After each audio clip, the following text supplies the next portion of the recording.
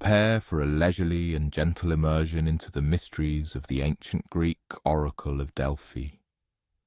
Step away from the day's hustle, let the light dim, and allow your mind to prepare for a journey through the ages.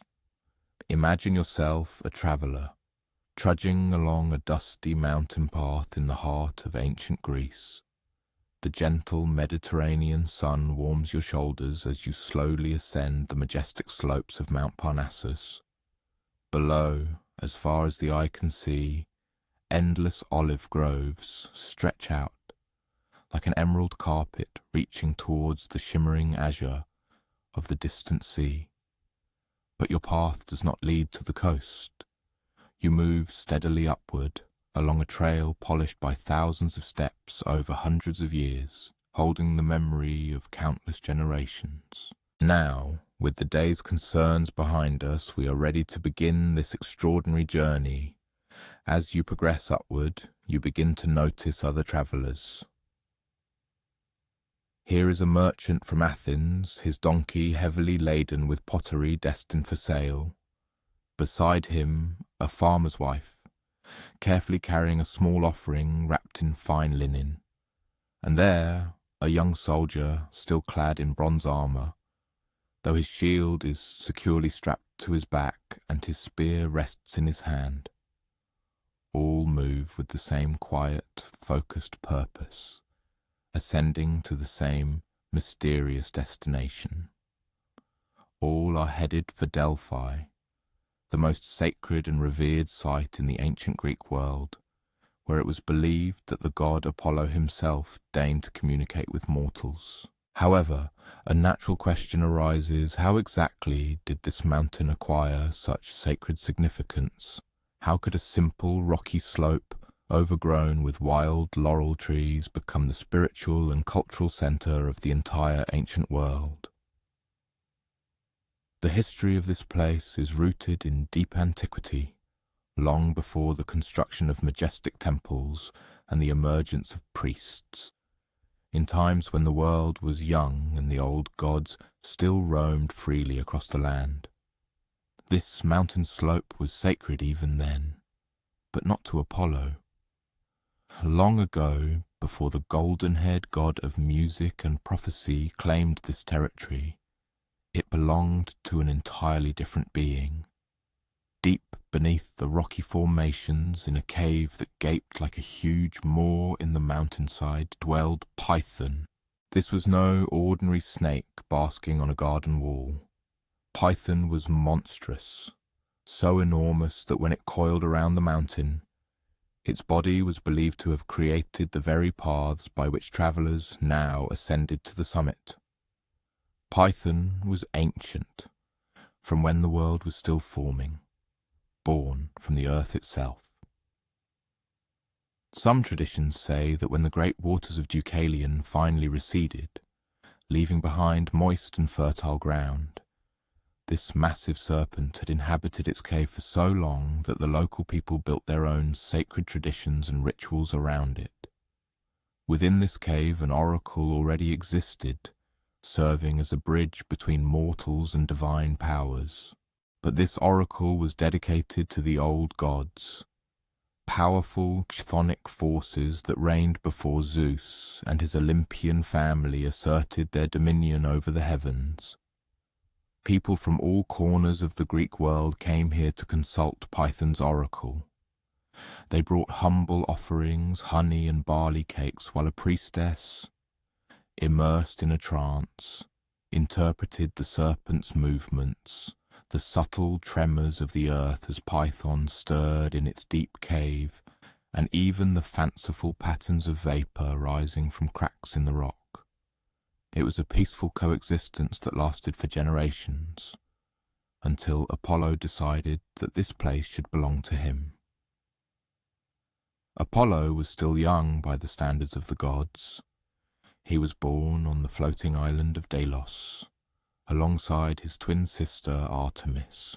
His mother, Leto, had wandered the world for a long time seeking refuge for childbirth, as Hera, forever consumed by jealousy over Zeus's children with other women, had forbidden any land from giving her shelter.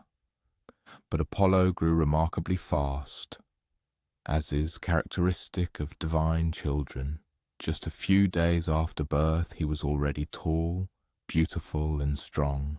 His golden hair caught the sunlight as if woven from pure radiance. His voice, when he sang, could make even stones weep with its beauty. And from his father, Zeus, he inherited an unwavering determination to achieve what he desired.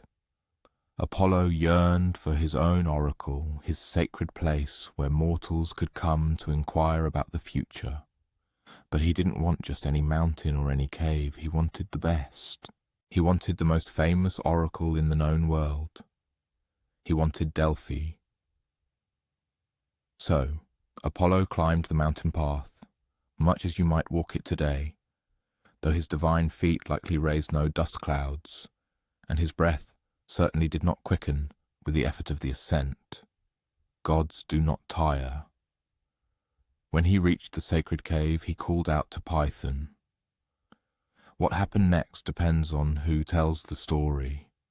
Some traditions describe a great battle where Python's massive coils crushed trees and Apollo's silver arrows flew like falling stars. Others claim it was more of a cosmic confrontation, filled with divine posturing and threats, but without much violence. One thing, however, we know for sure: when the encounter concluded, Python was dead, and Apollo declared the cave and the oracle his own. One might expect Apollo to simply adopt the existing traditions, letting things continue as before. But Apollo was a god of change, of new ideas, of the order that springs from art, music, and carefully considered thought. The old chthonic oracle was mysterious and primal, all vapor and serpent dreams and ancient wisdom rising from deep places in the mountain. Apollo's oracle was to be different, entirely new. First, he needed to purify the site. The ancient Greeks believed that death, even the death of something as ancient and powerful as Python, left a spiritual stain that needed to be removed before new sacred work could begin. So Apollo performed rituals of purification, burning sweet herbs and pouring wine and oil onto the stones, chanting hymns that echoed across the mountain tops. But even purification was not enough. Apollo had killed Python, and in the ancient world this made him a murderer. Even gods had to answer for killing. So Apollo left his new sanctuary and journeyed far to the land of the Hyperboreans in the distant north, where he spent 8 years in exile atoning for Python's death. 8 years. Imagine that mountain without its new god, empty of pilgrims, the cave entrance dark and silent.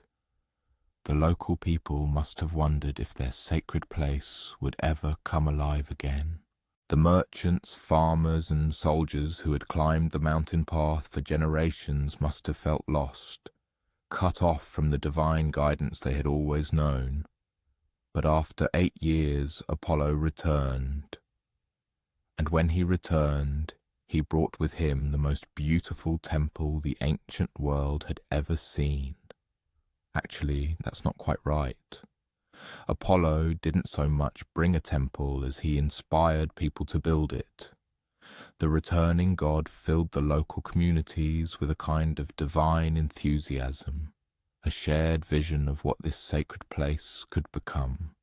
Stonemasons began to arrive from all over Greece, as well as architects, artists, and artisans of all kinds, driven by a singular purpose. The temple they erected was designed to be perfect in every way. Its columns were precisely proportioned according to mathematical principles that would later be called the golden ratio, embodying harmony and ideal. Its sculptures were carved by the greatest artists of the era, bringing stone to life with divine beauty. And within, in the innermost sanctuary, Where only the priestess could enter, Apollo placed his sacred tripod, a three-legged bronze seat that became the throne of his oracle, the place where the divine voice descended to mortals. But wait, if Apollo was a god speaking through an oracle, why did he need a priestess at all? Why didn't he speak directly to the people who came with questions? This is one of those marvelous mysteries of the ancient world that we will likely never fully understand, but it makes one ponder the depth of ancient wisdom. Perhaps Apollo, being a god of harmony and balance, believed that divine truth needed to be filtered through human understanding to be useful and accessible to mortal minds. Perhaps the overwhelming force of a god's direct voice would be too much for ordinary people, capable of driving them mad or causing panic. Or perhaps, and this is an explanation that makes the most sense if one calmly reflects on it, perhaps Apollo understood that the very act of asking questions and seeking guidance was as important as the answers themselves, that the path to wisdom lay through effort and reflection. Think about it. You spend hours climbing a dusty mountain path, feeling every step, every stone beneath your feet. You stand in line with other pilgrims, each carrying their hopes, fears and uncertainties. All of you are nervous, full of anticipation and anxiety. You bring your offering and speak your question aloud to the priestess, who serves as the voice of the god, a mediator between worlds. And then you listen, truly listen, to the answer you receive, weighing every word. This entire process transforms you. The journey, the waiting, the moment of asking the question, the careful attention to the answer, all of it together creates a kind of meditation, a deep reflection on your life and your choices that you might never undertake if Apollo simply appeared in your living room and answered your questions while you folded laundry, without any effort or contemplation. The Oracle at Delphi was not merely a source of information about the future. It was about the experience of seeking wisdom, about the spiritual discipline of asking the right questions and being genuinely open to guidance, even when that guidance might not be what you wanted to hear. And Apollo's oracle became renowned for giving directives that were technically accurate, but required careful interpretation, forcing the inquirer to delve deeper into the essence of things. The god was not trying to be difficult or cryptic simply for the sake of mystery.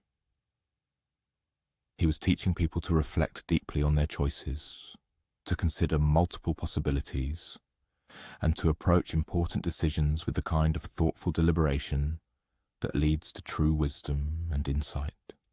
So people came. Oh, how they came. Kings and farmers, soldiers and merchants, young brides and anxious mothers, philosophers and poets, and politicians all flocked to Delphi. They arrived from all corners of the Greek world, and then from beyond, carrying their hopes and their anxieties. They brought offerings of gold and silver, bronze tripods and fine fabrics, animals for sacrifice, and simple flowers gathered along the mountain path. And slowly, over years, decades and centuries, Apollo's oracle at Delphi became more than just a sacred site. It transformed into the spiritual center of an entire civilization, a focal point of wisdom to which all aspired. It was a place where Greeks from different city-states could meet on common ground, where important decisions about war and peace, about founding new colonies, about laws and festivals, and the great questions of life were brought for divine guidance, shaping destinies and the course of history. The god, who once appeared to the world as a young, rebellious deity, audaciously claiming another's sacred cave for his own aspirations, had erected a truly hallowed place.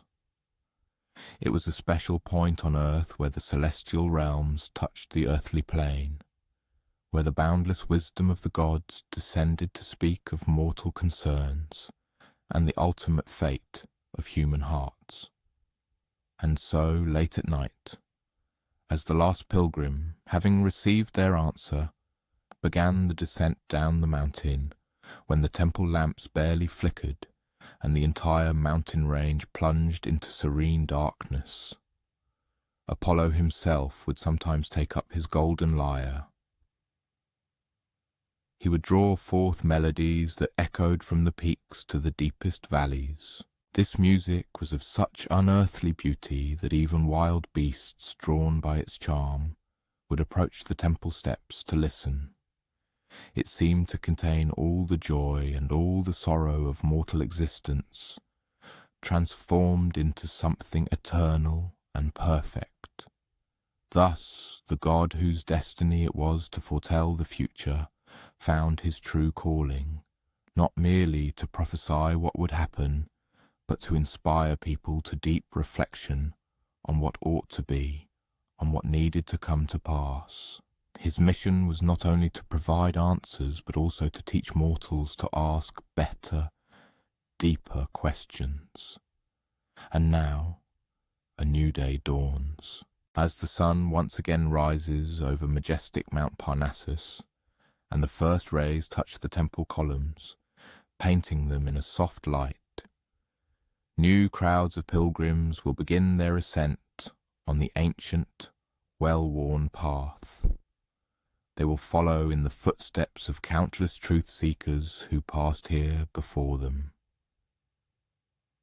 Each cherishes the hope of hearing the voice of a God who chose the path of communication through human wisdom, preferring it to direct divine command. But how exactly did this oracle function in everyday life? What was it like to live and work in the most revered place of the ancient world? To understand this, let's climb a little higher up the slope and look behind the veil of daily routine. A rooster's crow rings out across the land just as the first pale light touches the rocky peaks of Parnassus. Below, in the valley, the world still slumbers under a soft blanket of pre-dawn mist. Here, however, at Delphi, the sacred precinct is already beginning to stir. One of Delphi's residents awakens in his modest stone dwelling, tucked into the hillside. There are dozens of such houses clustered around the grand temple like children clinging to their mother's skirt. Through a narrow window he sees the temple columns, already catching the first rays, their marble surfaces beginning to emit a warm, honeyed glow, making them appear less like stone and more like solidified sunlight. This is his home. He is one of many who live here year-round, whose entire life revolves around maintaining this sacred site and serving the thousands of pilgrims who ascend the mountain in search of Apollo's guidance. The day of a Delphian begins, like every day in this sacred place, with ritual purification. Before entering the sacred precinct, before touching any holy objects or commencing one's duties, it is necessary to cleanse oneself of the defilement of the ordinary world. He descends the hillside to the Castalian spring, where cold, crystal-clear water gushes from the depths of the mountain, flowing continuously into the valley. This spring is sacred to Apollo and to the Muses, those 9 divine sisters who inspire all forms of art, poetry, and music. Legend has it that anyone who drinks from this spring or bathes in its waters will be blessed with poetic inspiration. But for him and other temple attendants, the spring serves a more pragmatic function. Its icy water is the perfect way to wash away the remnants of sleep and prepare the mind for the sacred work ahead. He is not alone at the spring. Other early risers are already there, temple priests performing their morning ablutions, a few pilgrims who arrived late last night and wished to purify themselves before approaching the oracle, even some of the local shepherds leading their flocks to the mountain pastures. All nod politely to one another, but conversations are held in whispers. The early morning hours at Delphi are a time for silent contemplation, for allowing the sacred atmosphere of the place to permeate in the deepest parts of one's soul. After he has washed his hands and face and offered a brief prayer to Apollo, he ascends back toward the temple, but does not go directly to it. First, he has other duties to attend to. He works in the treasury of the Athenians, one of many small marble buildings lining the sacred way. The path pilgrims follow as they ascend to the temple. Each of these treasuries was erected by a different Greek city-state to house its offerings to Apollo, and to display its own wealth and piety to visitors from rival polis. The Athenian treasury is particularly exquisite. Its walls are covered with marble reliefs depicting the exploits of Theseus and Heracles. In the grey pre-dawn light, however, his concern is not so much artistic beauty as practical matters. He needs to check the locks, ensure no one attempted to break in during the night, and prepare for the day's visitors. Inside the treasury, the air is cool and still. Golden objects gleam softly in the dim light, filtering through the doorway. Here rest tripods of precious metals, their 3 legs intricately carved in the shape of serpents in honor of Python, whom Apollo once slew. Here, too, are silver bowls, artfully engraved with scenes of battles and feasts, and bronze mirrors, polished to perfection, their surfaces reflecting the viewer's face like dark water. But the most priceless of all are the offerings that cannot be displayed. These are the papyrus and parchment scrolls containing records of all the prophecies uttered by Apollo's Delphic oracle over many generations. These documents are Delphi's true treasure, surpassing in value all the gold and silver combined. They represent hundreds of years of divine guidance, a written testament to how the will of a god shaped the history of the entire Greek world. He carefully inspects each container, ensuring the scrolls are safely protected from moisture and rodents. Some of these prophecies are famous throughout the ancient world. Others are personal, given to ordinary people asking about mundane concerns. Should I marry this person? Will my sick child recover? Is this the right time to plant my crops? As he goes about his work, the temple around him begins to awaken. Footsteps on the stone pathways, the soft swish of brooms sweeping dust from marble floors, the gentle lowing of cattle being led up the mountain for sacrifice, voices softly exchanging greetings as various temple workers begin their daily duties. By the time he finishes his work in the treasury, the sun has fully cleared the eastern peaks, and the temple precinct is bathed in golden light. Now comes the most beautiful part of his day, the morning procession.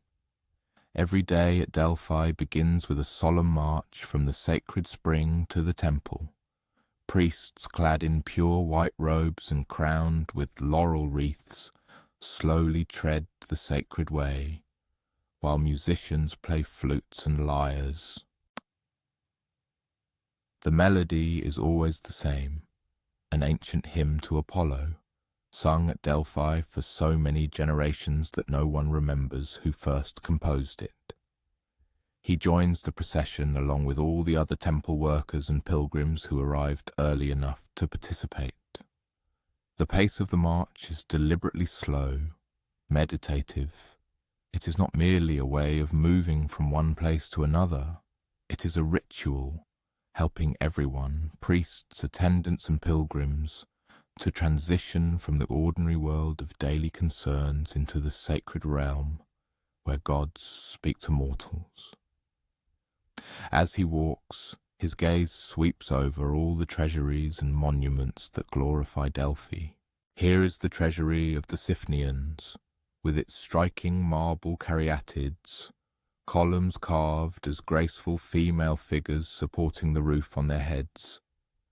Here is the monument of the Naxians, topped by a sphinx carved from a single block of marble. And here is the treasury of the Thebans, where Alexander the Great once came to seek Apollo's blessing before setting out to conquer the world. Each building tells its own story. Each represents some triumph or tragedy, some moment when a Greek city felt compelled to thank Apollo for his guidance or to seek his protection.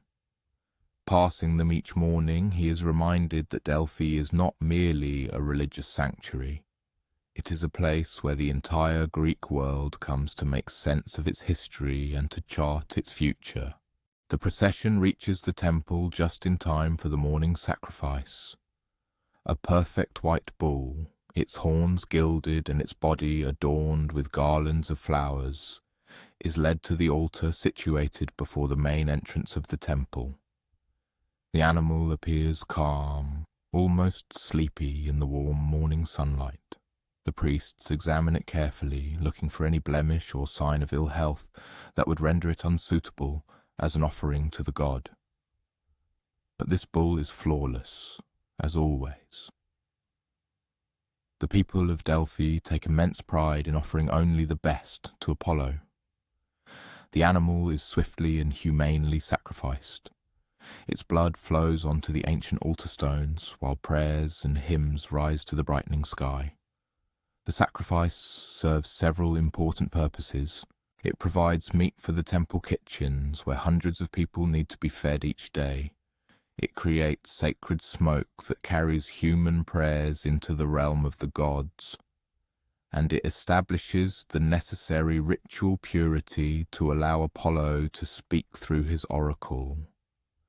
The oracle, as is well known, did not operate daily. In fact, prophecies were given only once a month, on the 7th day after the new moon, a day considered sacred in honor of Apollo's birth. And even then it only occurred if the omens were favorable, indicating the god's willingness to engage in dialogue with mortals on that particular day. Today, however, was not an oracle day. Today was a maintenance day, as the priests called it, a time set aside for tidying and organizing, for receiving visitors who wished to make offerings or seek clarification on temple procedures, for copying important documents, and for updating records tracking the city's compulsory tributes to Apollo. Thus, instead of the intense mystical atmosphere that usually surrounded the oracle's prophecy sessions, today there was a more relaxed, almost domestic feel. Temple attendants diligently swept dust from the marble floors and polished bronze fittings to a dazzling shine. Scribes, settled in shaded corners, painstakingly copied prophecies onto fresh papyrus scrolls. Artisans worked on restoring damaged buildings and monuments, their hammers making soft, clinking sounds against stone and metal. Most of the morning was spent assisting with the cataloguing of new offerings that had arrived with yesterday's pilgrims. Among them was a silver bowl from Corinth, intricately engraved with a prayer for Apollo's protection of their merchant ships. There was also a bronze mirror from Sparta, a gift from a woman whose son had recovered from a fever after her prayers to the god. An exquisite small ivory figurine, brought from some distant colony, depicted Apollo playing his lyre, showcasing the carver's skill. Each offering required careful recording, who presented it, when it occurred, and what they asked of Apollo. These records served both practical and spiritual purposes. Practically, they helped temple administrators keep track of their immense wealth and ensure nothing was lost or stolen. Spiritually, they preserved the memory of each person's relationship with the god, creating a kind of continuous dialogue between Apollo and his worshippers that spanned many generations. Around midday, as the sun reached its zenith and the marble columns cast sharp shadows across the temple floor, the afternoon visitors began to arrive. These were not the hurried pilgrims seeking prophecies. These were, in a sense, tourists, wealthy Greeks from various cities eager to see the famous Oracle site, make modest offerings, and then tell their friends back home about visiting the most sacred place in the civilized world. It was often necessary to act as a guide for these visitors, leading them through the sacred precinct and explaining the history and significance of the various buildings and monuments. This work brought enjoyment as it offered an opportunity to view Delphi with fresh eyes, to realize how astonishing this place must appear to people who didn't live here every day. This building, he would say to a well-dressed merchant from Rhodes, pointing to a small but elegant treasury, was erected to commemorate the victory at Marathon. The Athenians wished to thank Apollo for his aid in defeating the Persians, so they dedicated a tenth of all the spoils from the battle. The merchant nodded approvingly. Like most Greeks, he was familiar with the story of Marathon. However, seeing the actual treasury where Persian gold and silver were stored made the famous battle feel more tangible, more real. He would show him the tripods won by victorious athletes in the Pythian Games, Apollo's grand festival that drew competitors from across the Mediterranean every 4 years. He would point to the statue of Gelon of Syracuse, commissioned after his triumph over the Carthaginians. He would explain how the sacred way was designed to create a sense of ascent to the divine, each turn of the path revealing new wonders while building anticipation for the temple crowning the summit. The merchant asked interesting questions. He wanted to know how priests were chosen, how the oracle's prophecies were recorded, and if ordinary people like him could request a consultation with Apollo. Answers were given where possible, though some aspects of the oracle's workings were kept secret from all but the highest-ranking priests. What he could tell him was what it was like to live in this sacred place every day, how the morning light on the marble columns never grew old, never became mundane, how the sound of hymns echoing across the mountain tops gave meaning to even routine tasks, how the constant stream of pilgrims from all corners of the known world made Delphi feel like the center of the universe, the one place where all the disparate threads of human experience converged. As the day waned into evening, the mountain began to cast long shadows over the sacred precinct. Tourists descended the mountain to find lodging in the town below. Temple workers finished their daily tasks and gathered for the evening meal in a communal dining hall built into the hillside beneath the temple. The food was simple but wholesome. Bread, baked fresh each morning, cheese made from the milk of goats grazing on the mountain slopes, olives and olive oil, wine, diluted with water according to Greek custom, meat from the morning sacrifice, cooked over a fragrant wood fire, fresh fruits and vegetables brought up from the valleys below, But the true nourishment came from the conversations around the long wooden tables. Priests, scribes, and artisans shared the events of their day. Someone mentioned a particularly beautiful offering that had arrived from Egypt. Another described a problem with one of the treasury roofs that would require attention before the winter rains began. A young priest spoke of his research into ancient prophecies, trying to discern patterns in Apollo's guidance over the centuries. The conversation was never hurried, never tense. There is something about living in a sacred place that makes people more thoughtful, more patient with one another. Disputes were resolved quickly and fairly. Gossip was gentle and good-natured. Everyone understood they were part of something larger than themselves, something that would continue long after they were gone. As full darkness settled over the mountain, oil lamps were lit throughout the sacred precinct. The temple columns glowed softly in the lamplight, creating islands of warm radiance in the surrounding darkness. The sounds of night began. The distant bark of a fox, the soft hoot of an owl, the whisper of wind in the laurel trees growing wild on the mountainside.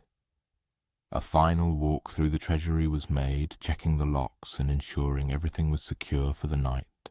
Then it was back up the hillside to his small stone house, carrying an oil lamp to light his way along the familiar path. Before falling asleep, he would step outside and gaze at the stars. They seemed closer here on the mountain, brighter and more numerous than ever in the valleys below.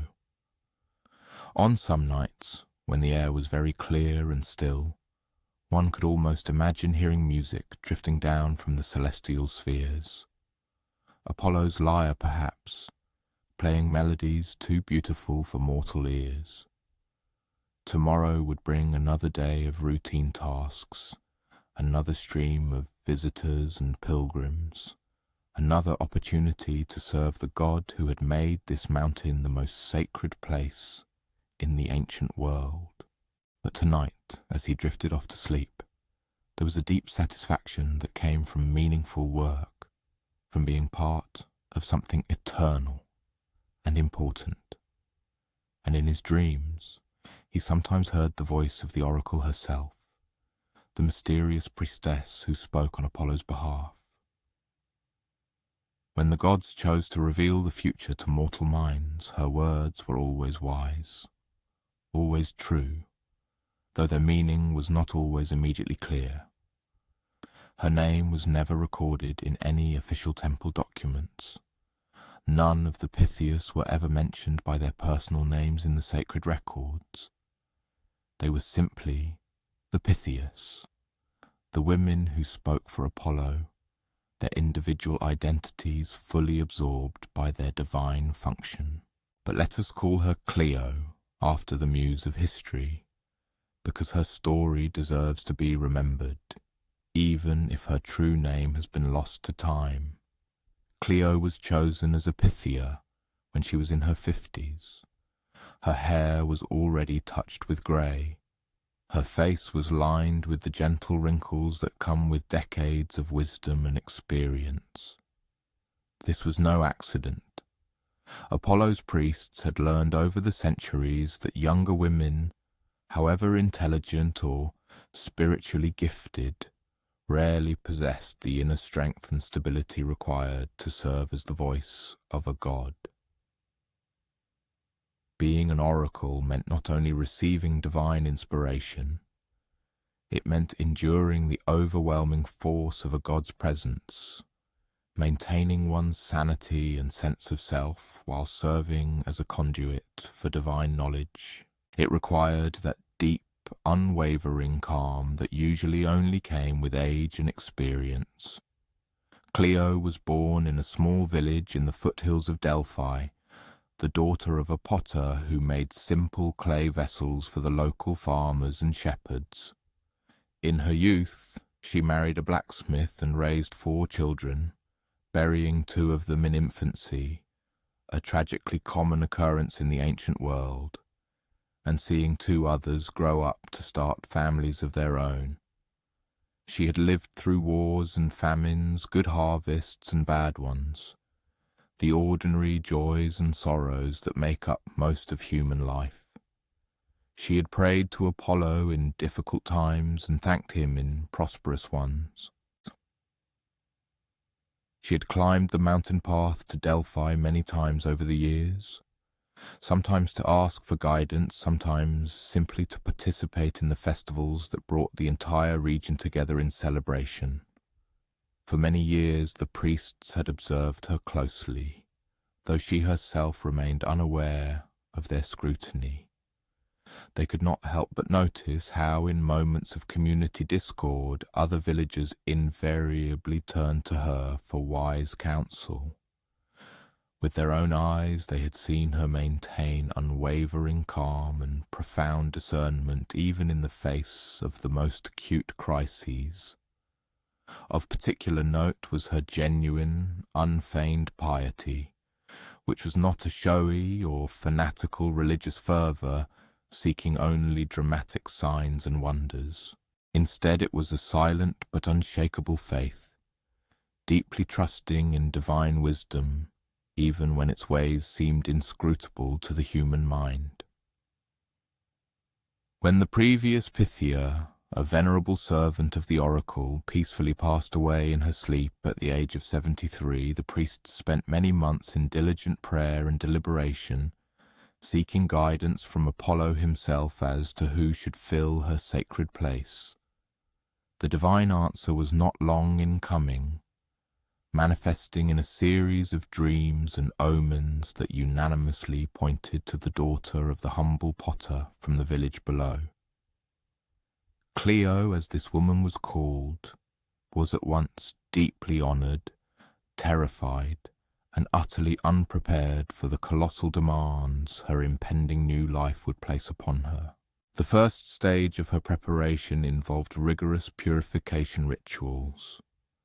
For 30 days Clio resided in a specially designated dwelling within the sacred precinct, adhering to an ascetic diet consisting solely of the simplest foods, bread, cheese, water, and a small amount of diluted wine. Daily she performed ablutions in the sacred waters of the Castalian spring, seeking to wash away not only physical impurities but also the accumulated attachments and worldly concerns of her former, mundane life. The priests diligently instructed her in the ancient hymns and prayers that had been passed down by word of mouth, from one Pythia to another, for many generations. Some of these sacred chants were so ancient that their language seemed archaic, almost unrecognizable as Greek. Nevertheless, their melodies possessed an astonishing, almost mystical power, capable of altering states of consciousness and preparing the mind for direct communion with the divine. In the course of her training, she also mastered the art of recognizing the sacred signs that heralded Apollo's readiness to speak through her. These might be the barely audible rustling of laurel leaves in an absolutely windless atmosphere, or a peculiar, unique pattern of vapour rising from the sacred spring on certain days. Sometimes the sign was an extraordinary quality of light that seemed to coalesce around the inner sanctuary of the temple, indicating the presence of the deity. But the most important lesson of all was the ability to completely detach from her own will, to set aside personal thoughts, desires, and opinions, to become like an empty vessel awaiting the filling of divine knowledge. This task proved to be the most challenging, for Clio had spent 50 years of her life forming her own personality, developing a unique approach to understanding problems and making decisions. Now, she had to learn to put all of that aside to become absolutely receptive to whatever Apollo wished to convey through her. When the day of her first service as the oracle arrived, Clio was overcome with such intense apprehension that she could barely manage the few steps from the temple entrance to the sacred tripod, the seat where she was to sit to receive divine inspiration. Her hands visibly trembled as she adjusted her white robes, and her voice wavered betrayingly during the introductory prayers. The pilgrim who came for advice on this momentous day was a middle-aged farmer from Boeotia. His question was painfully simple and poignant. His wife had remained barren for 15 years of their marriage, and he desperately wished to know if Apollo could show him the path to having children. Settling onto the three-legged bronze seat, Clio closed her eyes. She breathed deeply and deliberately, striving to calm her pounding heart and fully open her mind to the presence of the divine. For quite some time nothing happened, and panic began to stir within her. Had Apollo made a mistake in choosing her? Would she fail utterly at the most crucial moment of her new sacred life? And then, suddenly, the god revealed himself. It wasn't like being possessed by another spirit, as some ancient authors might claim. Rather, it felt as though she became something more than just herself. Her consciousness expanded, encompassing knowledge and perspectives typically unavailable to any mortal mind. She felt the farmer's deep love for his wife, his growing despair, and how their childlessness cast a shadow over their entire marriage. Yet, beneath the surface of his question, she also saw deeper, interconnected patterns of his life. With divine clarity, she understood that his wife's barrenness was neither a curse nor a punishment, but merely one of those inexplicable sorrows that sometimes touch human destinies. And she also saw that a child awaited them, one not born of his wife's body, but already living in this world, in need of parents ready to give him their love. When Clio finally spoke, her voice sounded different even to her own ears.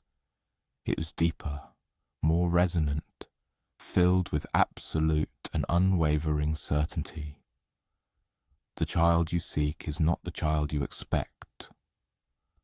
Look beyond your own blood, and you will find a son who has been waiting for your love. The farmer departed, somewhat bewildered, yet filled with hope. 3 months later, he returned to offer thanks to Apollo. A terrible plague had struck a neighboring village, leaving many children orphaned. He and his wife had adopted a 7-year-old boy whose parents had perished.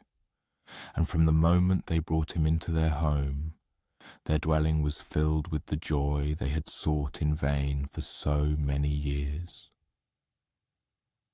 News of this successful prophecy spread with incredible speed, as it always did when the oracle's wise guidance proved accurate and brought real benefit.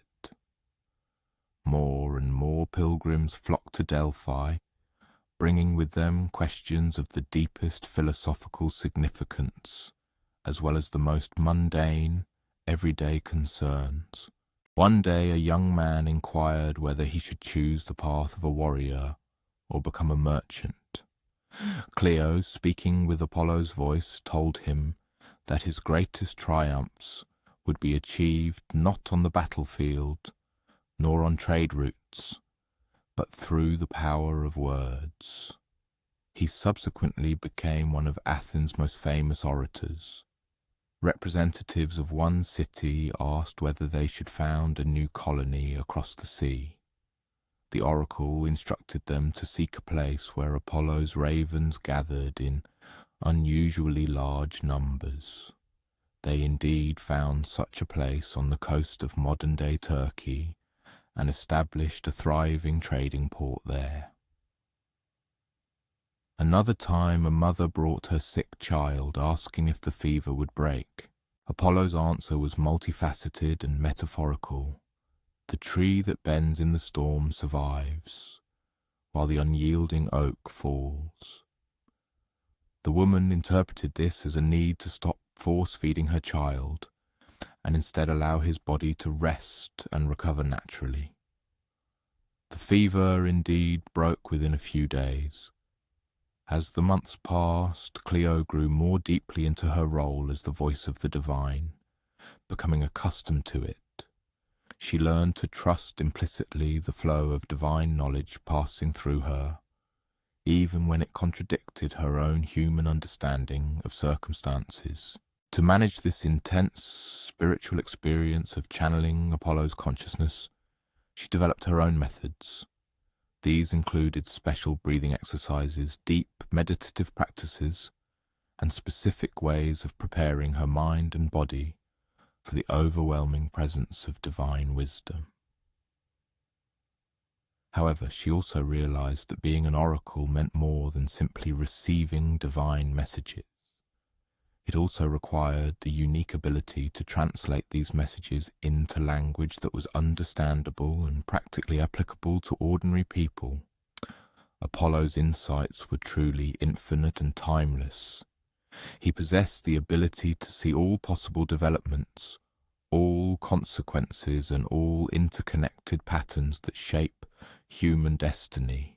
However, mortal minds by their nature think linearly, operating with specific images and stories that have a clear beginning and end. This is why Cleo had to master the role of both interpreter and conduit of divine will. When Apollo revealed vast and multifaceted truths about someone's future to her, she had to find ways to condense this grand knowledge into concise, memorable phrases that would guide the inquirer toward making wise decisions.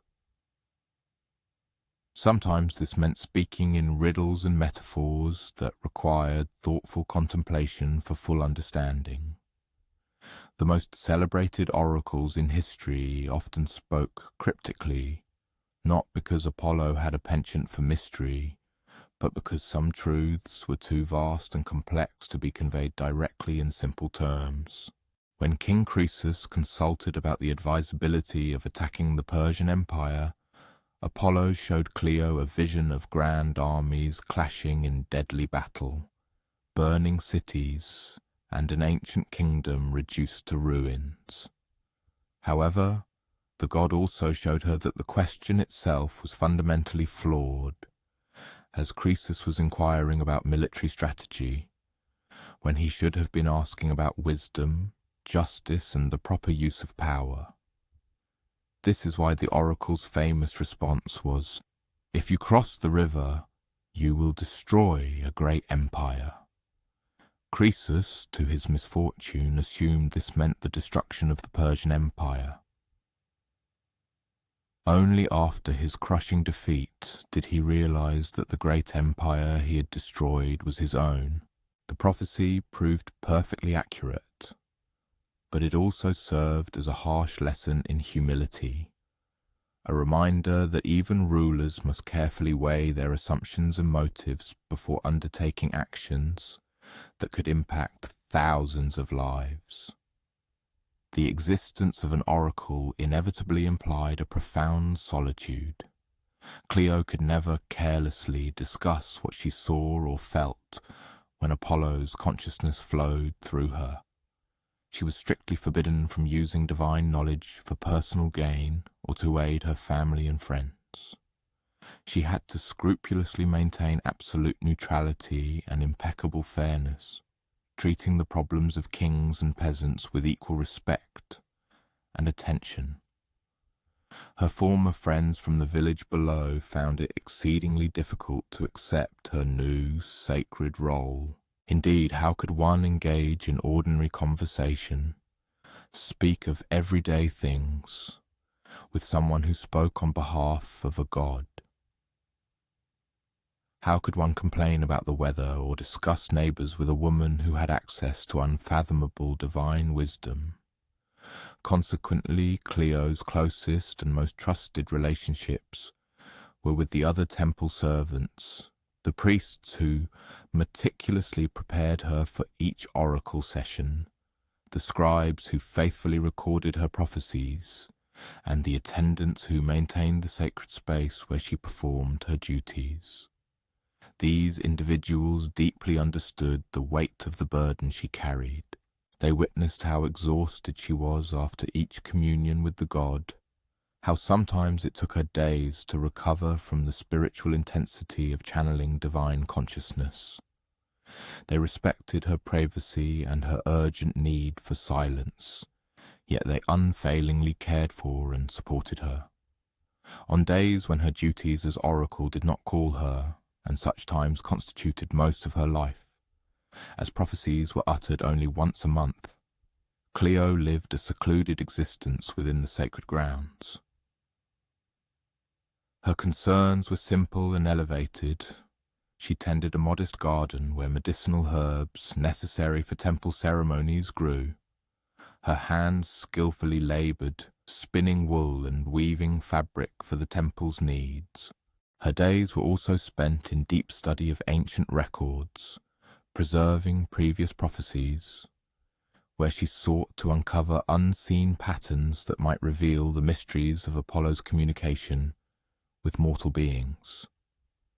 Sometimes, at dawn, when the temple was still silent, not yet awakened by the day's bustle, she would sit on the steps of Apollo's temple, gazing at the valley stretching out below. From this vantage point, her gaze swept over vast distances for miles in every direction.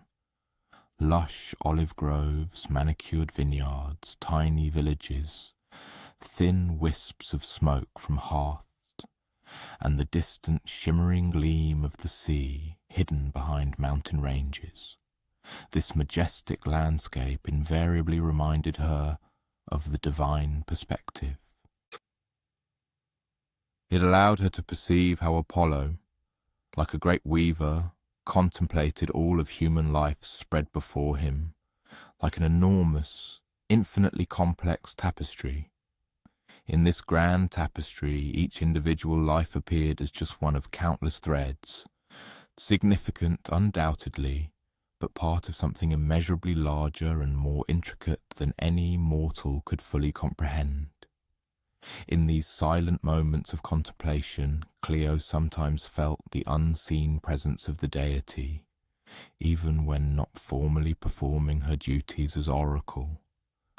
This was not the all-consuming, transformative experience of prophecy, but rather a subtle, barely perceptible awareness of divine wisdom, flowing invisibly throughout the world. Her heart filled with the sense of Apollo's deep and boundless love for humanity, his sincere desire to guide people toward choices that would invariably lead to prosperity and true happiness. She understood this with a clarity she could never fully convey to others. Apollo's prophecies were not arbitrary, unchangeable pronouncements about a predetermined future. On the contrary, they represented wise guidance based on the natural and inevitable consequences of human choices. This was profound wisdom, intended to help mortals align their actions with the fundamental laws of justice and harmony that govern the entire universe. Thus, the role of the oracle was not merely to predict future events in the modern sense of the word. It was rather a higher spiritual counseling, conducted at the highest possible level of being, divine wisdom, skillfully applied to the most complex human dilemmas, infinite knowledge, filtered through the prism of perfect compassion. The years flowed relentlessly, leaving their marks. Cleo's hair had turned completely white, like snow on the mountain peaks, and wrinkles deepened around her eyes.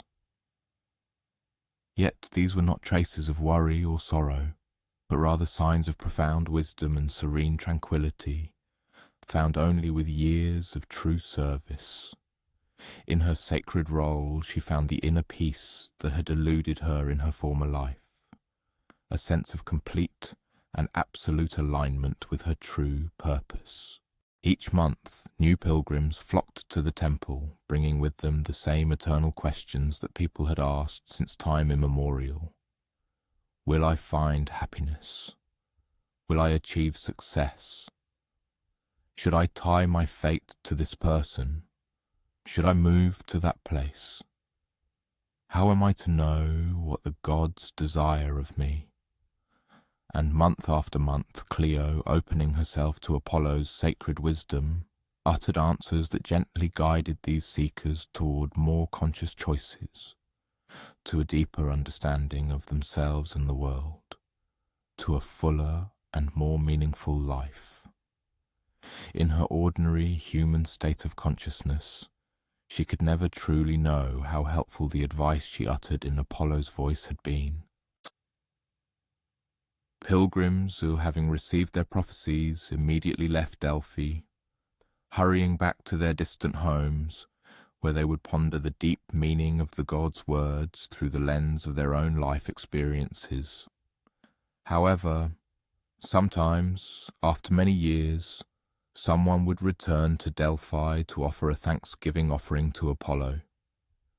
This might be a prosperous merchant who started his business following the oracle's guidance, or a happy wife who chose her life partner according to divine instruction, and sometimes an entire city that had avoided an imminent catastrophe thanks to timely warnings from the gods.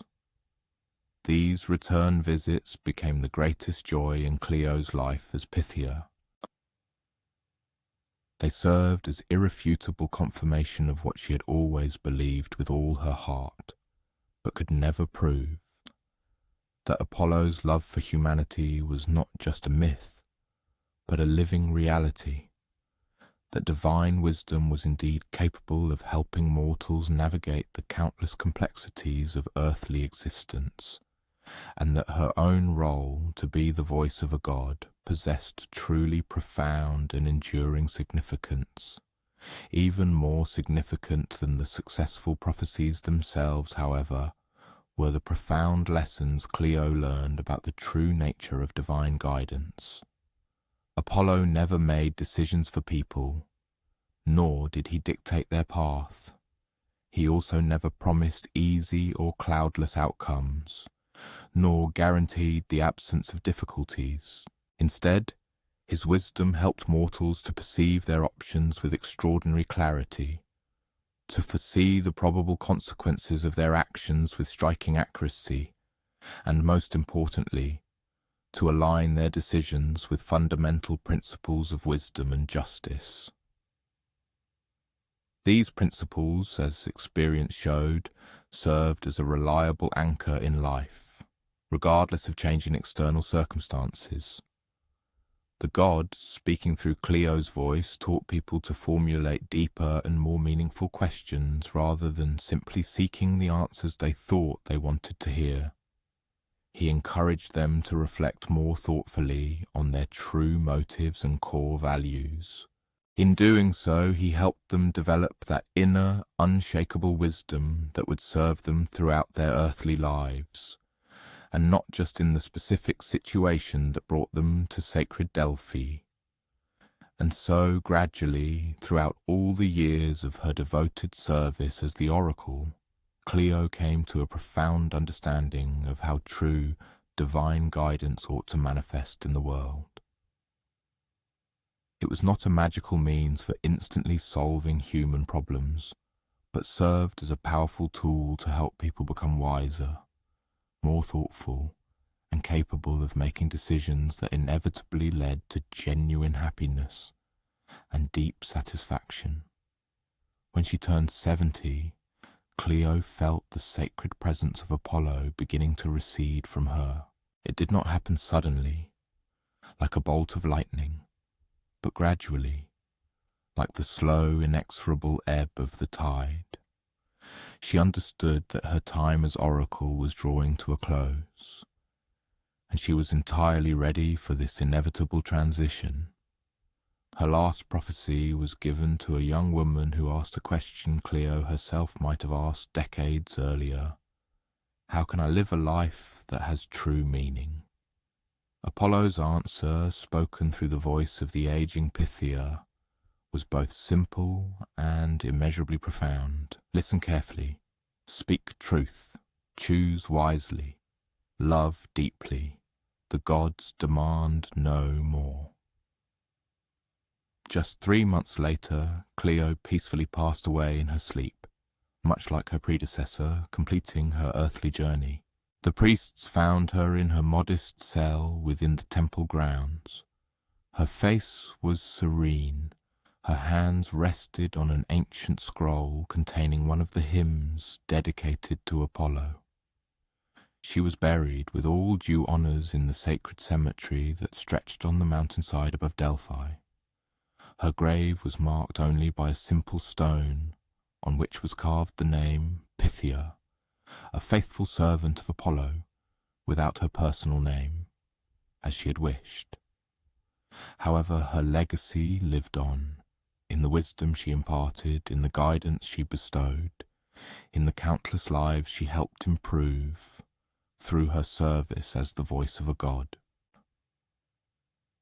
And in those quiet moments before dawn, when the mountain mist swirled around the majestic temple columns, and the first rays of sun caressed the sacred peaks, the priests sometimes imagined they could still hear her voice, deep and resonant, filled with divine authority, uttering truths destined to live long after marble turned to dust and bronze was covered with the green patina of ages. But who were these people who ascended this sacred mountain, driven by such a thirst for profound wisdom? What compelled ordinary mortals to undertake such a difficult and long journey to the sacred sanctuary of Apollo, traversing winding paths and harsh passes? Let us follow some of them along these ancient routes and listen to the questions that weighed so heavily on their hearts, awaiting a divine answer. 3 days before King Croesus himself arrived in Delphi, his envoy raced ahead, bringing with him gifts of such extraordinary luxury that even Apollo's priests, men accustomed to generous offerings from the most powerful and wealthy rulers of the ancient world, paused their daily rituals to gaze in silent wonder at the splendor. First came a life-sized golden lion, crafted with astonishing skill. Its mane was worked with such artistry that each individual hair seemed to catch and reflect the morning light. This lion weighed nearly 500 pounds of pure gold, and it took 12 strong men immense effort to carry it up the sacred way to Apollo's temple. Following it were enormous mixing bowls of gold and silver, each large enough for an adult to bathe in, their surfaces adorned with intricate scenes depicting gods and heroes.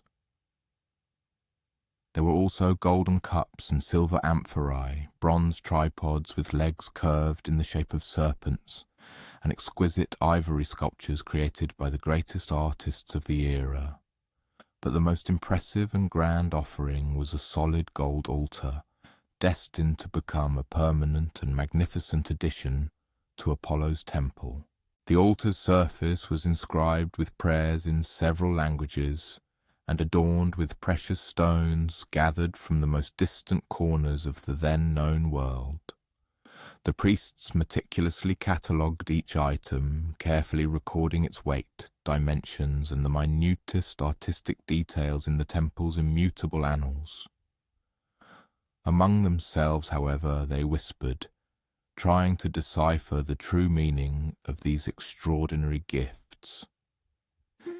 In their many years of experience, the most generous and luxurious offerings typically preceded the most desperate and fateful questions, and their premonitions proved correct. When King Croesus of Lydia finally arrived in Delphi, accompanied by an impressive retinue of noblemen, servants, and guards, his question was utterly simple in form, yet it held consequences capable of overturning the entire ancient world. Should I wage war against the Persian Empire? To fully grasp the colossal significance of this question, one must recreate in imagination the political landscape of the ancient world around 550 BCE. For many centuries, the balance of power in the eastern Mediterranean had remained relatively unchanged and stable. Greek city-states firmly held control over the islands and coastal regions. Various kingdoms, among which Lydia stood out, ruled the inland territories now known as modern Turkey. Mighty Egypt dominated the south, and far to the east, the Persian Empire, gaining strength, steadily grew more powerful, yet it had not yet turned its keen attention to serious conquest of the western lands. King Croesus wielded his power over the Lydian kingdom, ruling from the brilliant capital of Sardis, located in the lands of modern-day western Turkey. Lydia was renowned as a fabulously wealthy state. Its prosperity was so immense that the expression rich as Croesus to this day serves to characterize a person possessing virtually limitless financial means. This kingdom controlled key trade routes connecting Europe and Asia, and its rivers concealed gold that Lydian artisans transformed into works of art with truly unparalleled skill. However, as Croesus gradually realized, untold riches could prove to be not only a blessing, but also a heavy burden. As his kingdom grew stronger and more prosperous, it increasingly attracted the gaze of ambitious neighbors eager to seize Lydian treasures. At this time, the Persian Empire, led by its young and energetic ruler Cyrus, steadily expanded its domains westward. The Persians had already subjugated Media and Babylon, thereby augmenting their own growing power with the wealth and armies of these conquered kingdoms. And now, Persian scouts began to appear at Lydia's eastern borders, and diplomatic messages emanating from the Persian court took on an increasingly insistent and demanding tone. Croesus faced a truly terrible dilemma, a choice that seemed impossible. If he chose to wait, anticipating Persia's first strike, he would have to fight a defensive war directly on his own land, which would inevitably lead to destruction for his people and cities. However, if he decided on a preemptive attack, he would unleash a conflict with an adversary whose true strength remained largely unknown, staking the fate of his entire kingdom on a single military campaign. Each of these paths carried the threat of imminent disaster. In such a desperate situation, Croesus decided to follow the example of the mighty Greeks, who for generations had turned to higher powers when faced with insoluble problems. He resolved to seek guidance from the god Apollo. However, Croesus, in addition to his immense wealth, was also notably cautious. Before he was willing to entrust the fate of his state to an oracle's prophecy, he deemed it necessary to test the reliability of divine predictions. To this end, he dispatched messengers to 7 different oracles scattered throughout the ancient world, to the famous Delphi, to Dodona, to the Oracle of Ammon in Libya, and to several other sacred sites. The messengers were instructed to ask each oracle an identical question on the same day: "What is King Croesus doing at this very moment?" Meanwhile, Croesus himself spent that day performing an action so extraordinary and specific that no mortal mind could possibly fathom its nature. He took a young lamb and a turtle, meticulously butchered them, and boiled them together in a large bronze cauldron, covered with a bronze lid, in a secluded corner of his private courtyard where no one could witness his actions. When the messengers returned with answers from the numerous oracles, only one prediction precisely matched Croesus's strange activity. It was the prophecy of the Delphic oracle, uttered by Apollo's priestess. I count the grains of sand on the seashore and measure the expanse of the ocean. I understand the speech of the mute, and I hear the silent. To my senses came the aroma of a hard-shelled turtle, boiling and bubbling together with lamb's flesh in a bronze cauldron. Bronze below and with a bronze lid covering it. The undeniable accuracy of this prediction finally convinced Croesus that Apollo was indeed capable of seeing over vast distances and knowing things hidden from mortal eyes. In gratitude and reverence, he sent his lavish gifts to Delphi and prepared to ask the question that would determine the future fate of his kingdom. When the oracle's answer finally came, it seemed surprisingly hopeful to King Croesus. If Croesus crosses the Halys River, he will destroy a great empire. The Halys River served as a natural boundary separating Lydia from the vast Persian Empire. Croesus, without hesitation, interpreted this prophecy as an indication that if he invaded Persian territory, he would crush Cyrus's mighty kingdom and thereby secure Lydia's safety forever. However, it is worth remembering that Apollo's prophecies were always renowned for their ambiguity and required extremely careful interpretation. The god's words were invariably technically accurate, but their true meaning often differed from what mortals expected to hear. Buoyed by what he mistakenly took for divine approval of his military designs, Croesus immediately began preparing a grand military campaign, unlike anything Lydia's history had yet known. He forged strategic alliances with Sparta and Egypt, thereby ensuring that Persia would have to fight on multiple fronts. Thousands of mercenary soldiers were hired to augment his own troops. The king spared no expense in gathering weapons, provisions, and siege equipment, aiming to ensure his forces were maximally equipped. The preparation period took almost an entire year. During this time, envoys constantly travelled between Sardis and the capitals of Croesus's allies, meticulously coordinating strategy and timing for the impending actions. Lydian gold flowed generously, paying for ships and soldiers, horses and chariots, and providing the enormous logistical operation necessary to move and supply a large army in enemy territory. Finally, in the spring of 547 BCE, Croesus personally led his forces across the Halys River, stepping onto Persian soil. The start of the military campaign was marked by success. The Lydian forces swiftly captured several border towns and achieved a series of minor but important victories over advanced Persian detachments. For several weeks it seemed that Apollo's prophecy was steadily fulfilling itself exactly as Croesus desired and expected. However, then King Cyrus himself arrived on the theatre of war at the head of the main Persian army. The two mighty forces clashed on the plain near the ancient city of Tyria, located in modern-day central Turkey. The battle was exceptionally fierce, lasting all day and inflicting enormous losses on both sides.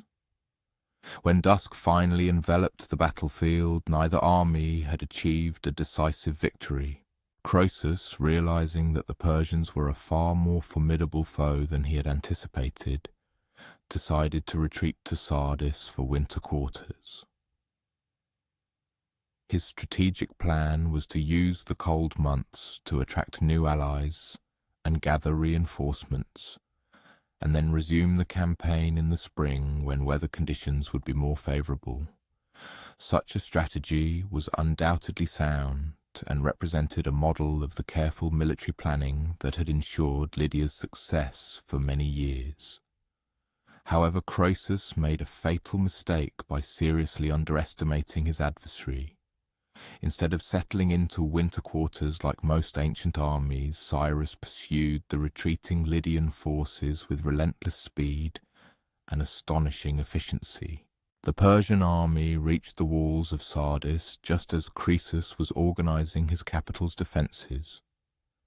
The siege began immediately, and in just 14 days, Persian warriors managed to find a way to breach the seemingly impregnable walls of the Lydian capital. Croesus was captured in his own palace. His once great army was either completely destroyed or scattered. All the untold riches accumulated over generations were loaded onto Persian wagons, and the kingdom of Lydia, one of the wealthiest and most powerful states of the ancient world, ceased to exist forever. Apollo's prophecy was fulfilled with truly devastating accuracy. Croesus did indeed cross the Halys River, and he did indeed destroy a great empire. However, the great empire he destroyed turned out to be his own. According to the Greek historian Herodotus, who recorded this story about half a century after the events described, Croesus was initially condemned to be burned alive, destined as a sacrifice to the Persian gods. But as he stood on the funeral pyre waiting for the flames to engulf him, he suddenly remembered another piece of wisdom he had received long ago from a distinguished Greek philosopher. Many years before the war began, a wise man named Solon visited Croesus's court. The king proudly displayed all his immense wealth and boundless power to his guest. He then asked Solon whom he considered the happiest man in the world. Croesus obviously expected to be given that title himself, but Solon replied that no one could be called truly happy until their earthly journey was complete. For fortune could turn at any moment. Even the richest and most powerful man could face catastrophe before his death, and only a life that ended well could be considered truly successful. Standing on the Persian pyre, facing imminent death, Croesus finally grasped the true meaning of what Solon had tried to teach him.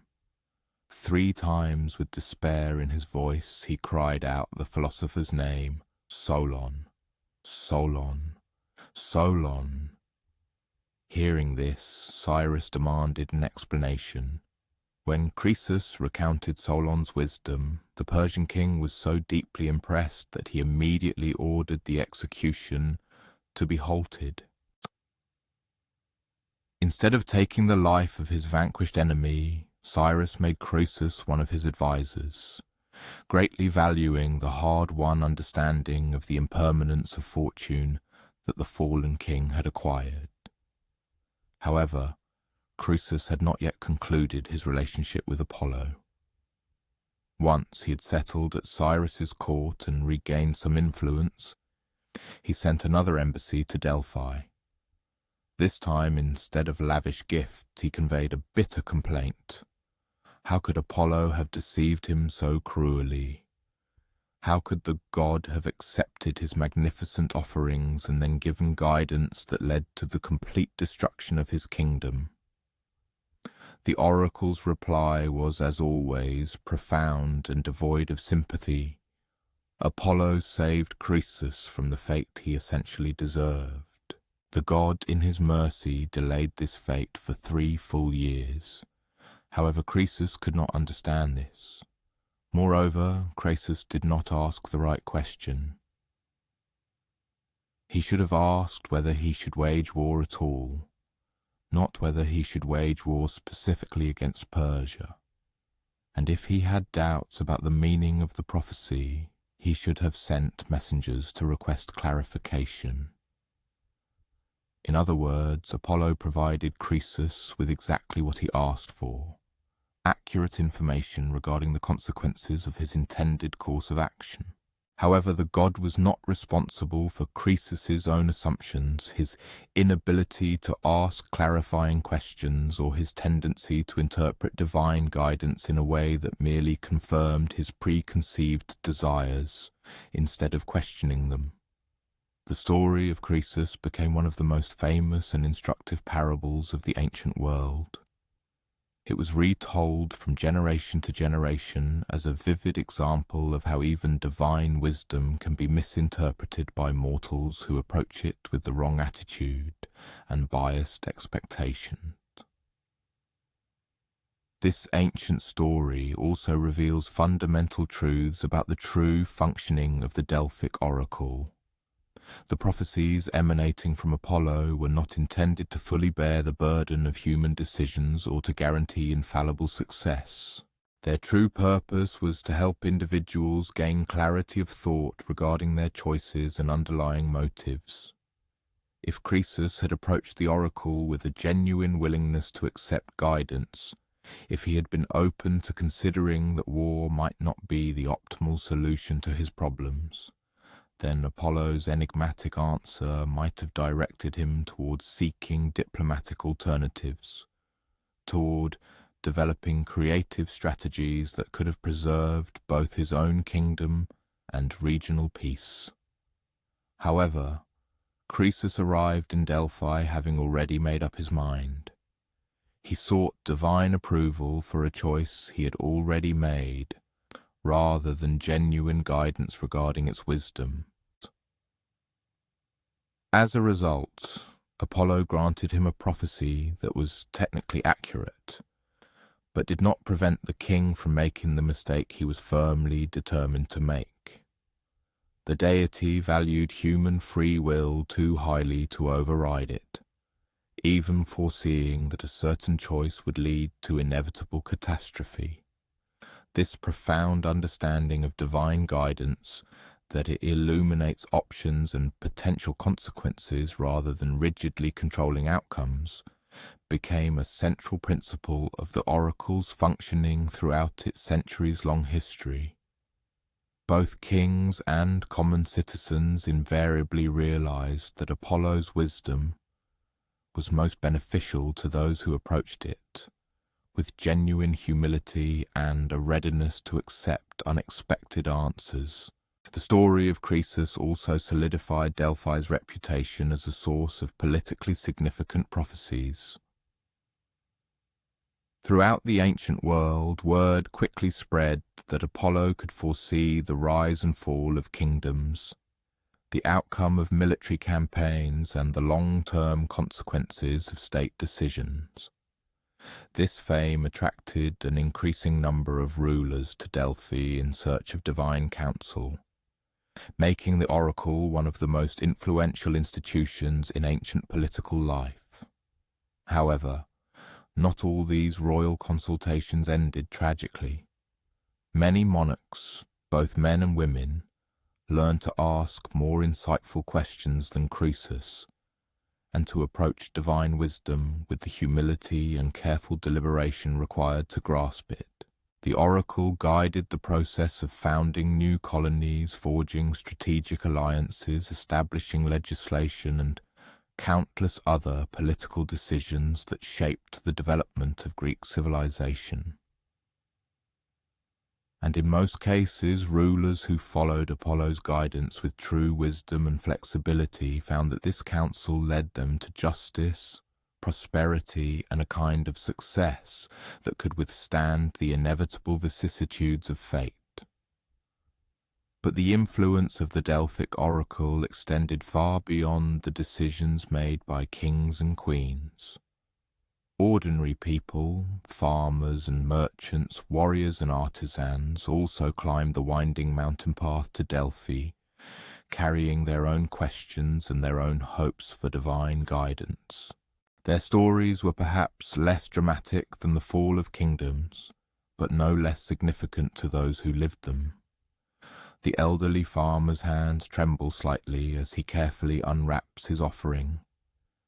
It is a small bronze figurine of a bull, no larger than his thumb, carefully forged by the village blacksmith and polished to gleam like gold in the dim temple light. This figurine is the result of many months of frugality. Coins set aside from the sale of barley and olives, copper obols accumulated through the strictest economy on everything from lamp oil to winter clothing. His name is Apollodorus, which means gift of Apollo, and he has walked for 4 days from his small farm in Boeotia to reach this sacred mountain. His feet are calloused. His simple woolen tunic is dusty with road grime, and he carries the scent of honest labour, of earth and sweat, and the lingering aroma of the stable where he tends his few animals. He seems utterly out of place among the marble columns and golden treasuries. This weathered man, whose hands are forever stained with soil, and whose vocabulary contains more words for different types of fertilizer than for philosophical concepts. But Apollo's priests treat him with the same respectful attention as they do kings and wealthy merchants, for the oracle makes no distinction between rich and poor when it comes to human needs. Apollodorus's question is simple, but it weighs on him like a heavy stone in his chest. His youngest son, barely 16, wishes to leave the farm and seek his fortune in Athens. The boy is bright and ambitious, chafing at the quiet rhythms of agricultural life, dreaming of becoming a merchant or perhaps even a politician in the great city. But if the boy leaves, who will help with the harvest? Who will care for Apollodorus and his wife when they are too old to work? The farm has been in their family for 5 generations. Must it die with them because their son seeks a different life? The farmer has spent sleepless nights wrestling with this dilemma. He loves his son and wants him to be happy, but he also fears losing everything his ancestors built. Fears spending his last years in poverty because he was too generous to hold on to the help he needs. When Apollodorus finally kneels before the Pythia and whispers his question, his voice breaks with emotion. Should I let my son go to Athens, or should I keep him on the farm where he belongs? The oracle's answer comes in the form of a gentle but profound riddle.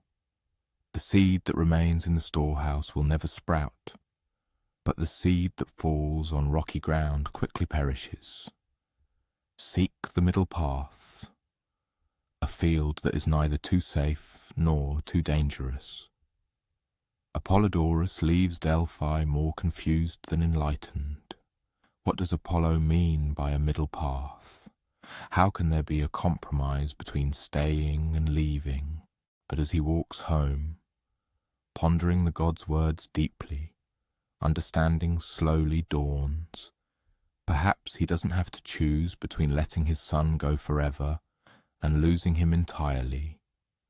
Perhaps there is a way for the boy to explore opportunities in Athens while still maintaining a connection to the family farm.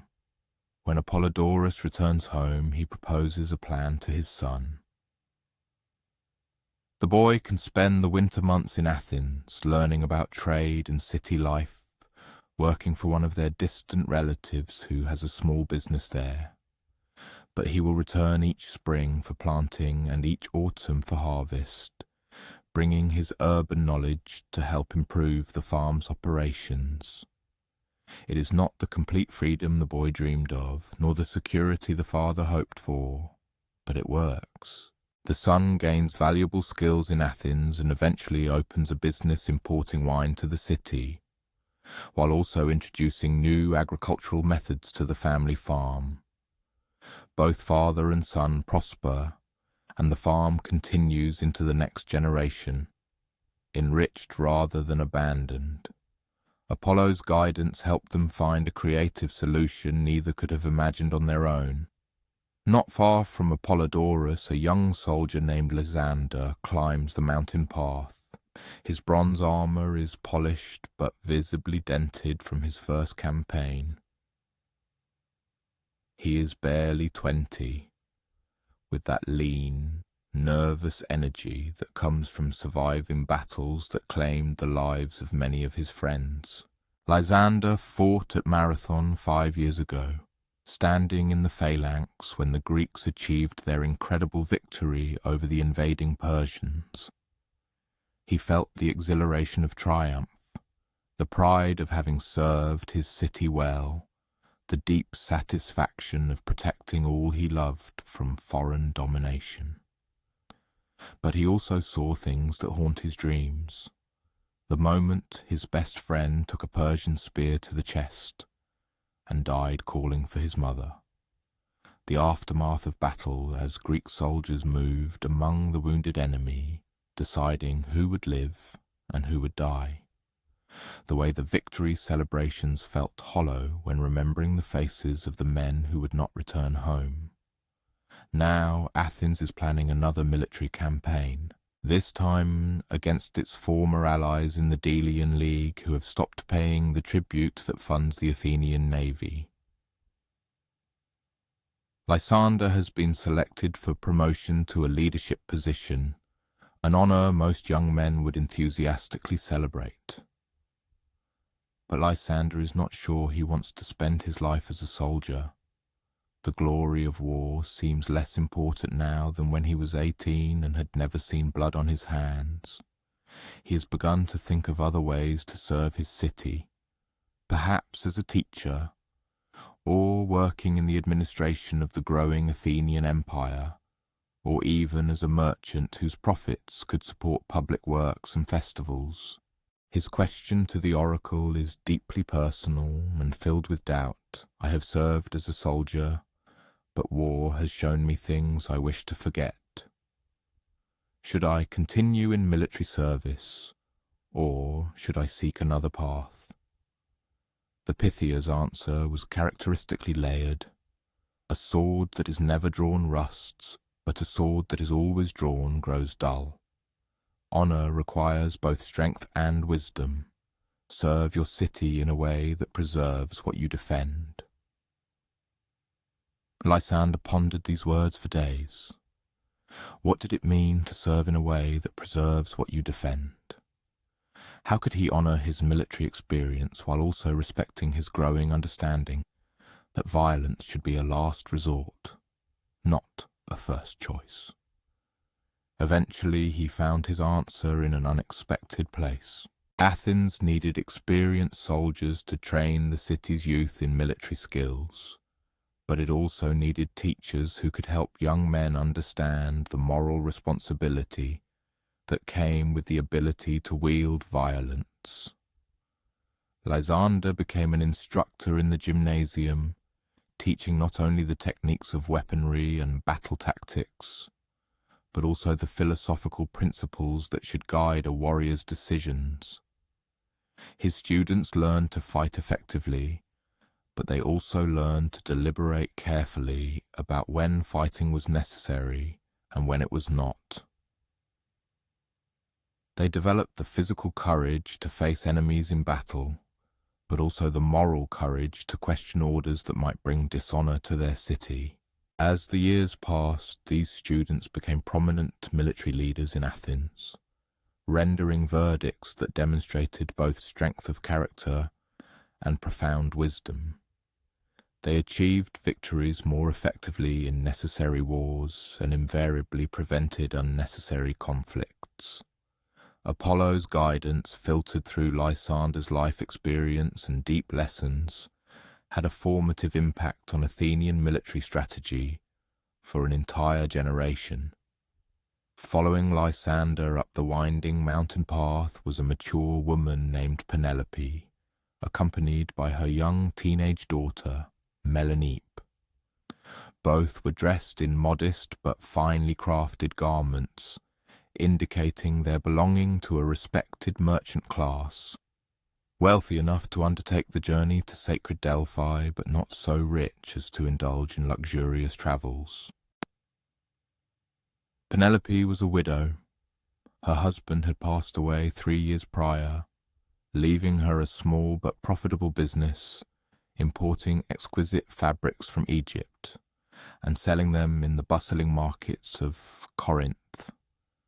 She skillfully managed this enterprise, defying the prejudices of skeptical male competitors and proving that a woman could navigate the intricacies of trade routes, conduct negotiations artfully, and effectively manage a staff with no less efficiency than any man. But now her daughter had reached marriageable age, and Penelope faced a momentous choice that would determine their future fate. Several men sought Melanipp's hand, among them one whose marital proposal would offer exceptional benefits to the family business. This man possessed a fleet of ships that could significantly expand Penelope's trading operations, and his extensive connections in Alexandria could pave the way to new markets for her goods. However, Melanippe felt no affection for this pragmatic suitor. Her heart inclined toward a young philosopher, devoid of worldly wealth and showing no interest in commerce, but whose profound conversations about ethics, aesthetics, and the very nature of truth ignited a flame of intellectual delight in her eyes. Penelope understood the path most mothers in her position would choose: arrange a marriage of convenience, ensure her daughter's material well-being, expand the family business, and hope that over time affection would grow between the pragmatic spouses. Such a choice seemed entirely reasonable, and most fellow citizens would consider it not just logical, but undoubtedly correct. However, Penelope also carried the memory of her own marriage. Her husband had once been chosen by her father purely for practical considerations. And while a genuine bond of affection had grown between them over the years, she invariably wondered what it would have been like to bind her fate to someone who truly delved into the depths of her thoughts and aspirations. This is why her appeal to the Oracle contained a blend of both personal experience and pragmatic calculations. Should my daughter marry for love or for calculation? How can a mother find balance between her child's true happiness and her life's security? Apollo's revelation was delivered through the Pythia's lips in words that seemed addressed to both women simultaneously. A foundation built on affection can bear a much greater burden of trials than one that relies only on the glitter of gold. However, affection devoid of practical wisdom builds only fragile dwellings that will inevitably collapse at the first gust of a storm. Seek a union that equally respects both the call of the heart and the dictates of reason. Mother and daughter left Delphi, carrying with them ample food for thought and long conversations. The oracle did not point them to a direct path, but provided a solid foundation for a deeper and clearer understanding of their available options. Over the following months, they spent long evenings discussing what kind of life Melanippe truly desired to build for herself. The young woman gradually realized that, despite her deep admiration for the philosopher's intellect, she also highly valued the independence and sense of security that a successful business provided. She did not wish to lead an existence clouded by constant financial worries, even for the sake of the most elevated intellectual companionship. Meanwhile, Penelope came to understand that her daughter's well-being and happiness were more important than any prospects of expanding the trading enterprise. She was quite capable of maintaining and even successfully growing her current commercial operations without the need for such a profitable marriage. What she could not replace, however, was Melanippe's chance to find a genuine partnership with a man who would value her sharp mind as much as her outward beauty. The decision they ultimately reached surprised everyone. Melanippe married the philosopher, but she also actively joined her mother's commercial enterprise, becoming a full partner.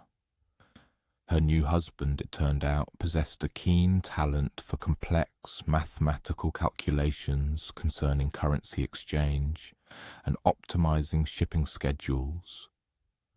This couple brought both intellectual refinement and valuable practical skills to the family business. The enterprise thrived under their combined leadership, expanding into new markets and introducing innovative approaches in credit and banking, which brought them not only wealth but also deep personal happiness.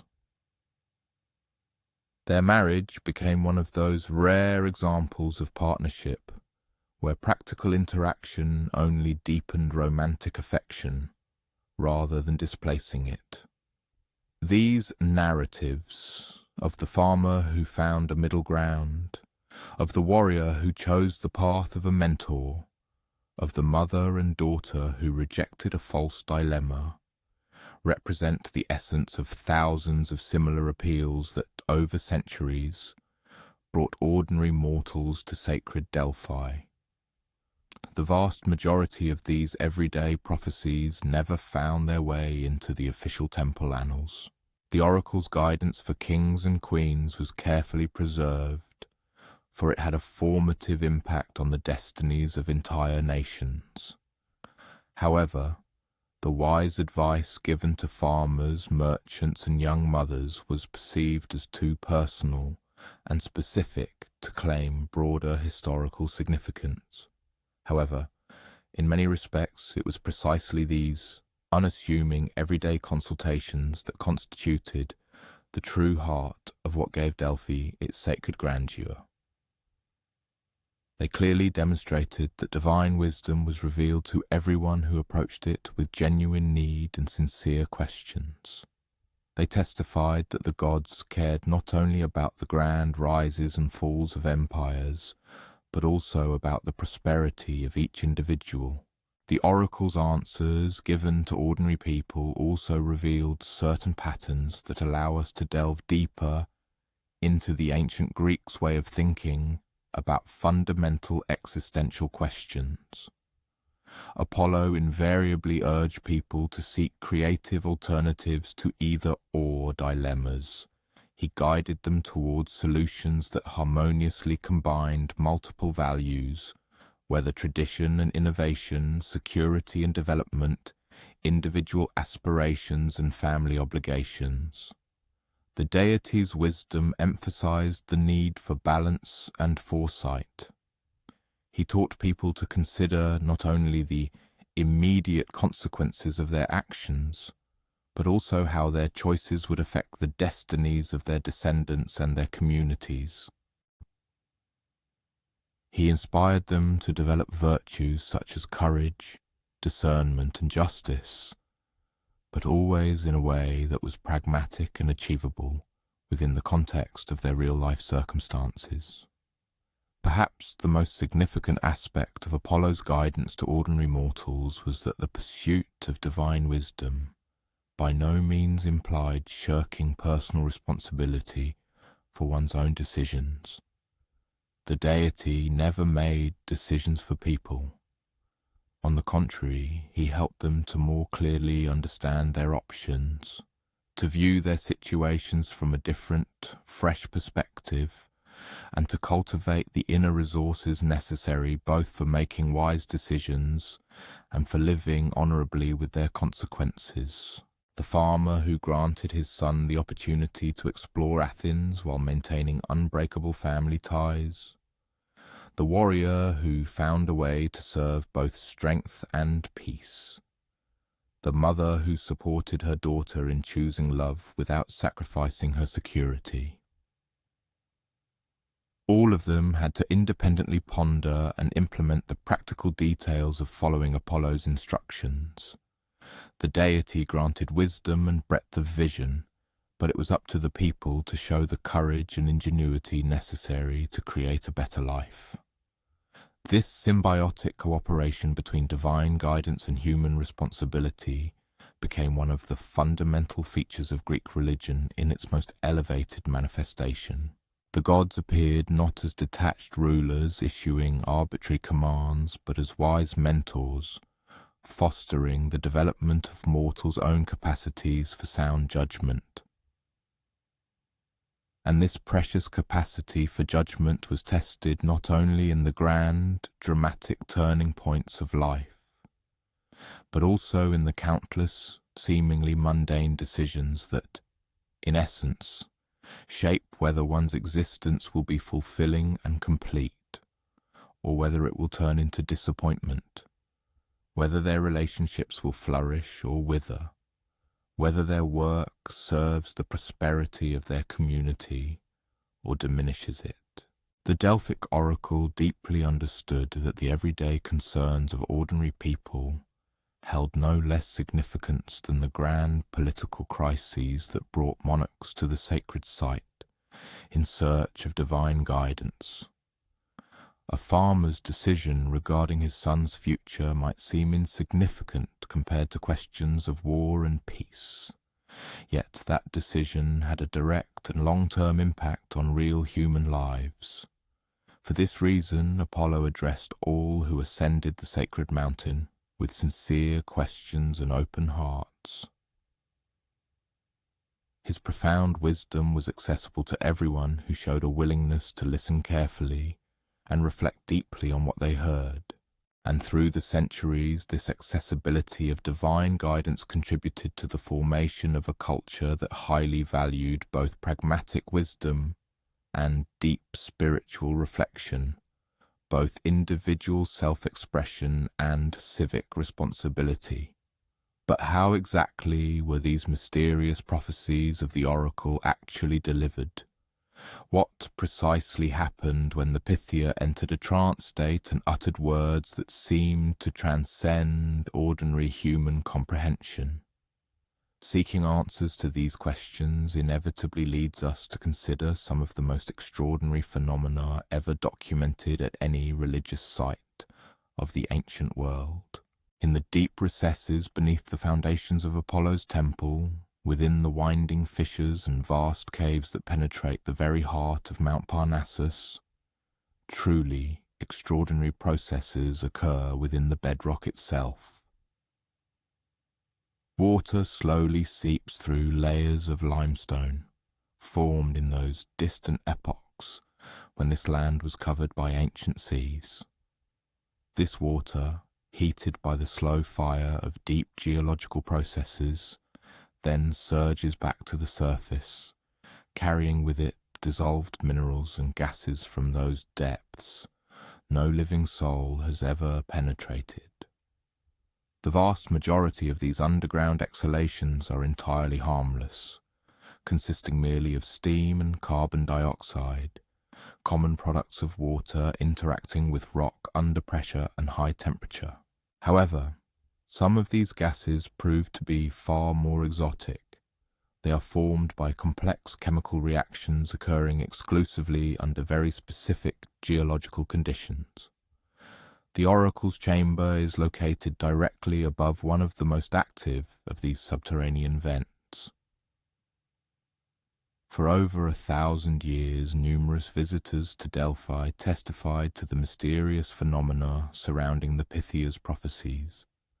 Sweet-smelling vapors rising from fissures in the temple floor, an intoxicating fragrance that seemed to induce altered states of consciousness in anyone who inhaled it deeply. Of particular note was the way the priestess herself would enter a profound trance, becoming, according to eyewitnesses, an entirely different person, uttering words in a voice utterly unlike her normal speech. Ancient authors described these astonishing phenomena in detail. Plutarch, who served as a priest at Delphi in the 1st century CE, recorded the mysterious pneuma, a kind of breath or spirit, that rose from the earth and filled the oracle's sanctuary during divination sessions. He noted that the vapors had a distinctive gentle aroma, and inhaling them apparently induced a sense of divine revelation. Other classical writers mentioned a sacred chasm in the temple floor, known as the Aditon, or Holy of Holies, which only the Pythia was permitted to enter. They described how she would sit on her bronze tripod directly over this fissure in the earth, inhaling the vapours rising from the depths as she waited for the wisdom of the god Apollo to fill her consciousness. For centuries, many scholars tended to dismiss these ancient descriptions as purely mythological tales. The idea that geological processes could produce mind-altering gases seemed overly convenient, too much like a rational explanation for what was perceived as an undeniably spiritual phenomenon.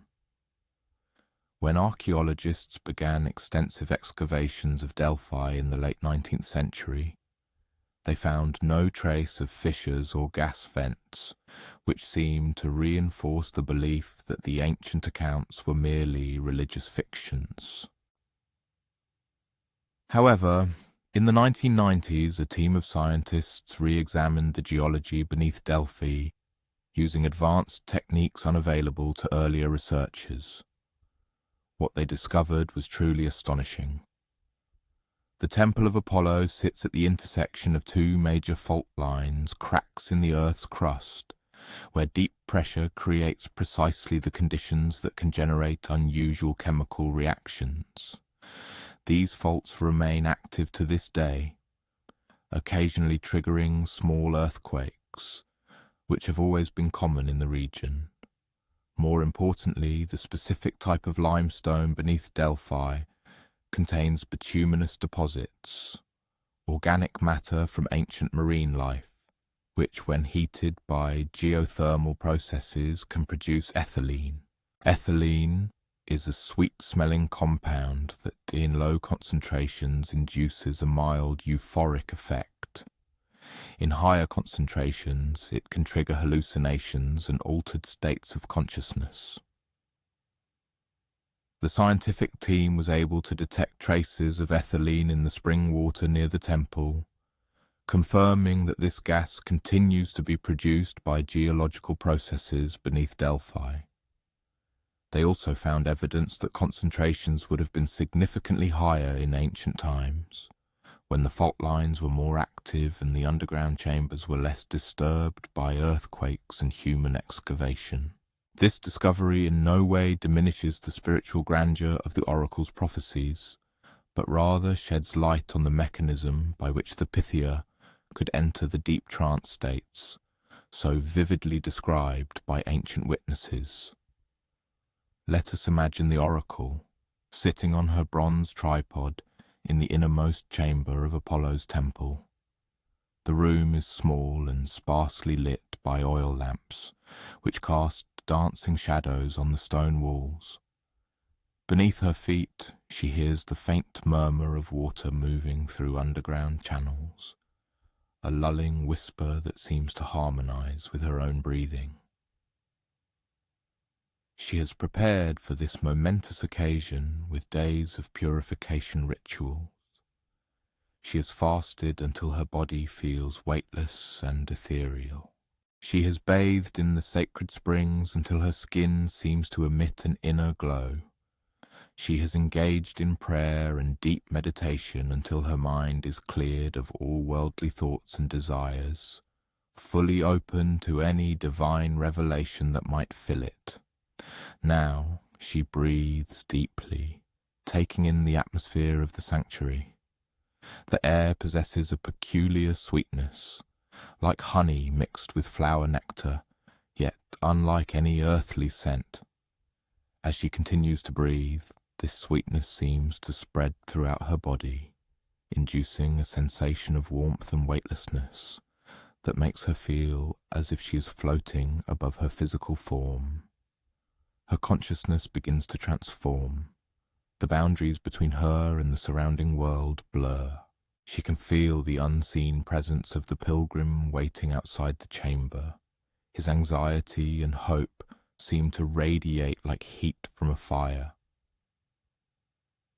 She feels the focused attention of the priests and attendants, their concentrated awareness lending a special spiritual tension to the moment. And then, gradually, she becomes aware of something vast and luminous touching the edges of her mind. It is not Apollo himself. Deities do not appear to mortals simply as they are, in all their divine majesty, but rather a shadow or glimpse of divine consciousness, filtered through veils of mystery until it becomes something a human mind can perceive without being shattered. Knowledge began to flow through her, and it was not her own knowledge.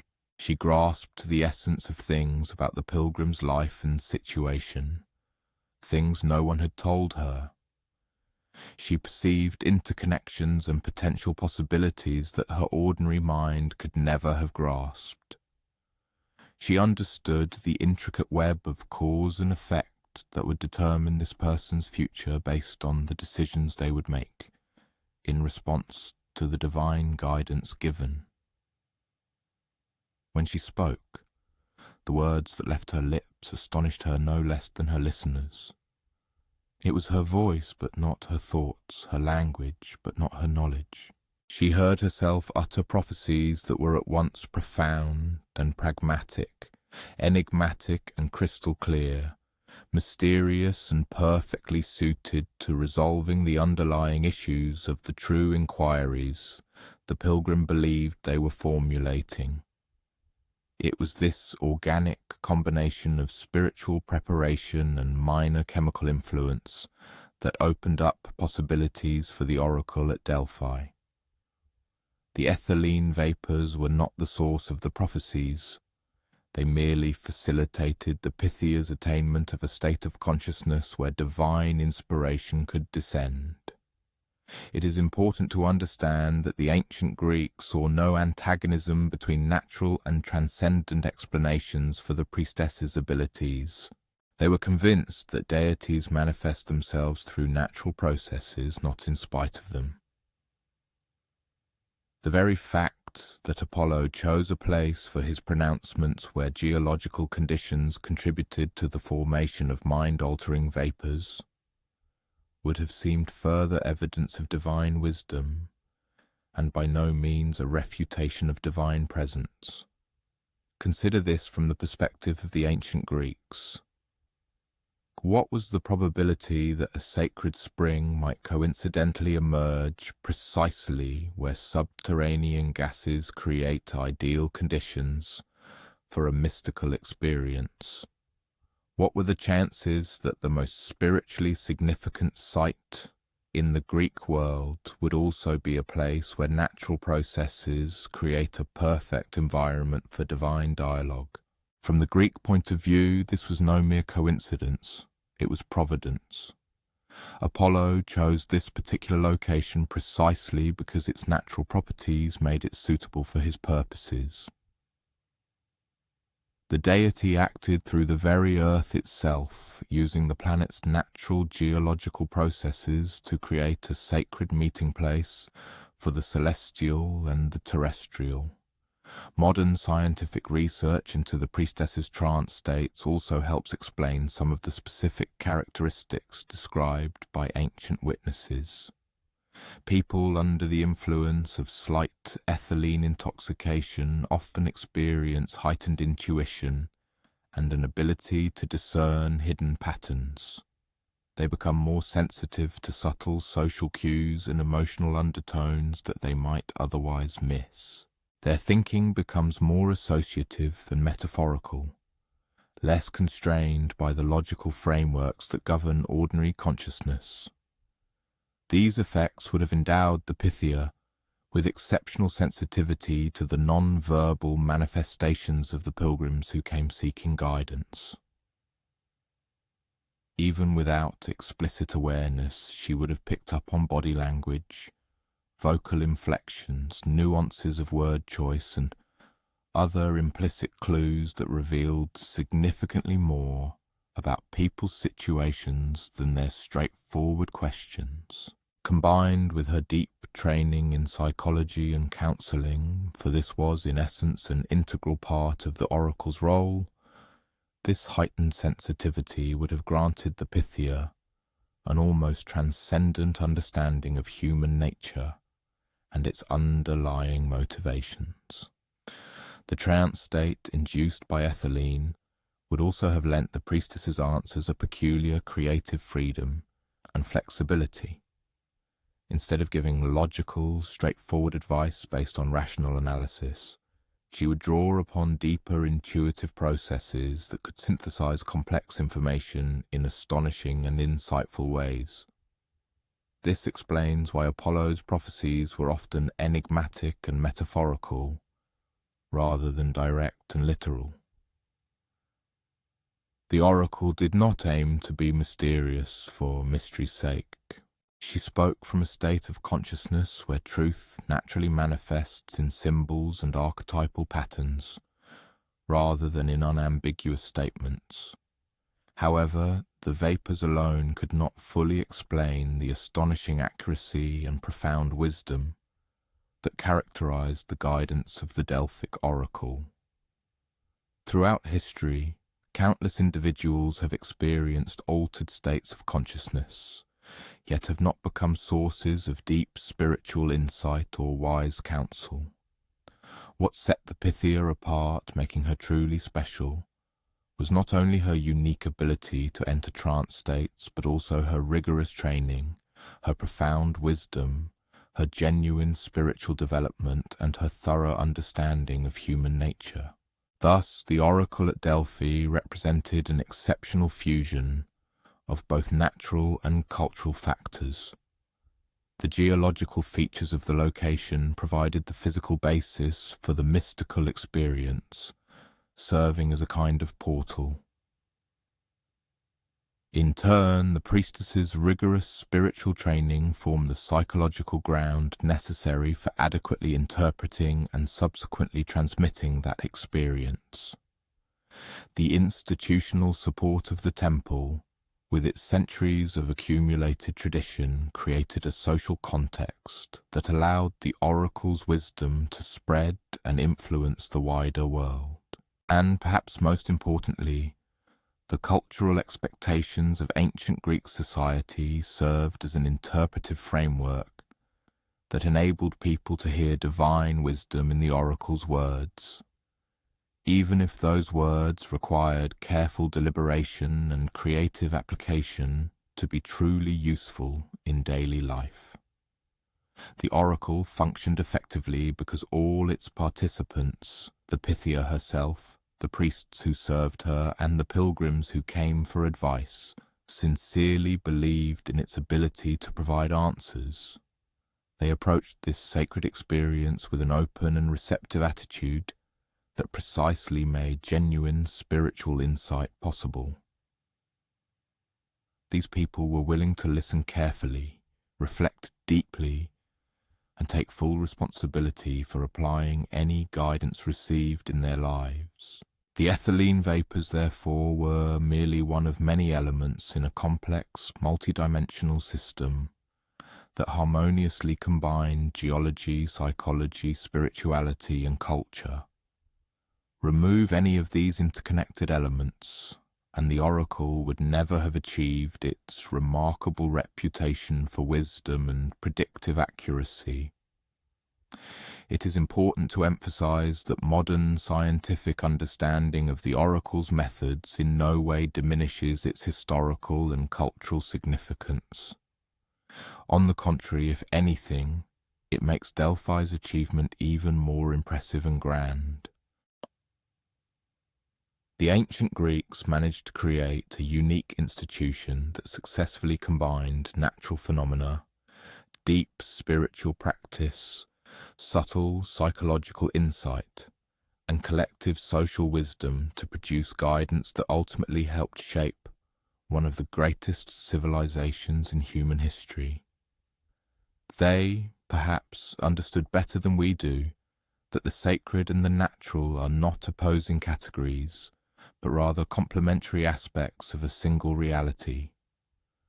The divine acts through the world as it truly is, manifesting in its natural laws, rather than through violations of those laws. Apollo spoke through the oracle not by suppressing the normal functioning of consciousness, but by creating specific conditions in which consciousness could function at its highest and most insightful level, reaching the peak of its potential. And so, late at night, as the pilgrims had dispersed to their homes and a deep silence settled over the temple, as the oil lamps burned low, casting a soft glow, and the mountain plunged into a peaceful, enveloping darkness, these mysterious vapours continued to rise from the depths of the earth. The sweet breath of the mountain continued to stream through the cracks in the temple floor, carrying with it the eternal possibility that divine wisdom remains accessible to any age, any culture, any person who approaches the sacred with sincere reverence and an open heart. Good night, friends. May the ancient wisdom of Apollo's mountain carry you into peaceful dreams, where all questions find their answers and all quests find their rest.